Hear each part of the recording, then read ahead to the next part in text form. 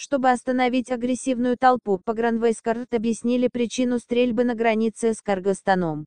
Пограничные войска Таджикистана 17 декабря прокомментировали последнюю стрельбу на таджикско-кыргызской границе, обвинив кыргызских граждан в очередных противоправных действиях на территории Таджикистана, согласно заявлению пресс-центра пограничных войск МТ, опубликованном на сайте официального агентства Хавар 16 декабря примерно в 16 часов 50 минут на участке погранзаставы Исфаринского пограничного отряда пограничных войск Государственного комитета национальной безопасности Республики Таджикистан в кишлаке Саманион был зафиксирован факт ведения незаконного строительства со стороны граждан Кыргызстана. В целях пресечения противоправных действий кыргызских граждан начальник погранзаставы пограничных войск Республики Таджикистан организовал встречу с кыргызским коллегой. Однако в ходе переговоров агрессивно настроенные граждане Кыргызстана прервали встречу и напали на таджикских пограничников, закидывая их камнями. Как и в предыдущих случаях, инициируя очередной инцидент, кыргызские граждане начали продвигаться вперед, угрожая жизни и здоровью таджикских